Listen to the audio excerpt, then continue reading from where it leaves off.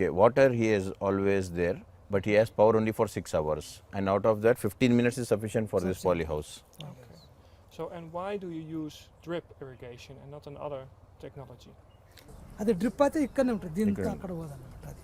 Okay, so he says in drip irrigation, if you can irrigate with the flowing water 1 acre, with drip you can irrigate almost 10 acres. That is one. Second thing is when you are applying fertilizer to the plant, so normally in the flow system the fertilizer gets washed away. In drip all the 100% it gets to the plant. In normal flow system only 25 gets to the plant and 75% get washed away. And the third one he says if any plant is infected, the disease doesn't get transferred to the other plant because of the flow. It stays to only one plant. ఇప్పుడు ఏముంటుంది అంటే మన చెట్లకు పెట్టుకోవాలంటే అట్లా. Because the other advantage in the drip he says is like normally for gravity flow you have to go and individually give water to the plants. In this you just switch on, automatically every plant will get irrigated. Okay, so it saves money in terms of labor costs.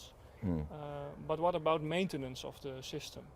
So he says in normal conditions you need more labor. In this one labor is sufficient because once you irrigate one area then you have to just change the wall, that's it. So the water goes to the second acre of land. So it's very easy and less on maintenance too. And what about the salts or maybe pollutants in the system? Do you need to clean the drip?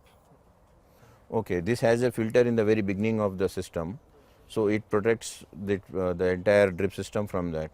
So frequently you just clean that filter system and then all the salts get blocked there and it's clean. So could you explain why you use this greenhouse? He says this is like a house for human beings. This protects it from all the weather things and then it gives a very good quality and in less maintenance. Do you see many other people in the area that use it now also? Okay, so when he started it was 4 to 5 of them who started this, but now he says in this area it's around 400 farmers who are doing this, and he is the president of that entire group, Polyhouse Farmers Association. He is the president for this. That's it. For drip irrigation you can also get subsidies, and you were involved in the micro irrigation project. We had one of the biggest project in the world, AP micro irrigation project, which was started in 2003. Now after state bifurcation we have two projects. One is Telangana State Micro Irrigation Project and the Andhra Pradesh Micro Irrigation Project. This project has brought about 1 million hectares under micro irrigation in the entire state. So the farmers they get support from the government because the systems are very expensive. Okay, for small farmers to pay on their own, it is expensive. That's why government gives some amount as subsidy, financial support. So this amount of subsidy varies based on the category of farmers. Traditionally they used to grow normal crops, some places paddy. Now when they have seen that with less water they can go for vegetables, instead of irrigating 1 acre of paddy they can go for 4 acres of vegetables. So like many places you see transformation of this agriculture to commercial little raising vegetables and attractive crops. Like that. This subsidy depends upon the category of the farmer. Okay, so if the farmer is very poor, okay, so they have more support, more assistance. A big farmer will have less percent of support. Initially for anybody up to 70% of the system cost is given as subsidy. Okay, because the government of India provides a lot of support to all the state governments, and the states have freedom to also add some more amount of subsidy. Government of India gives about 50% of the cost as the subsidy. The remaining here some farmers get up to 90%. Some weaker sections, SC, ST, we call scheduled caste and scheduled tribe farmers, they get almost 100% free. But other farmers they get up to 70%. So like that it goes.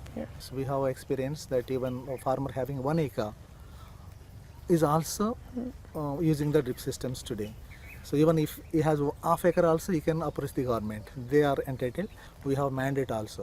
You should cover different sections of the farmers. So that way it spread to a lot of farmers. So today we have about I say 0.7 million farmers in both the states using these micro systems with the government support. Yeah, this is one of the wells connected to the micro irrigation. This is owned by the farmer. This is the tube well, and for this the head control unit of the MI system is fixed, and the farmer draws the electricity from nearby, and then the water comes from the well, then goes to this control unit. This is the filter, which is a primary cleaning element. So then the water goes to the delivery line, main line, and here at the head control unit you have non-return valve. The purpose of non-return valve is to prevent backflow, because we use for fertigation. The farmer uses this one to inject fertilizer into this system through venturi. Then it goes to the main line, then to the sub main to the field.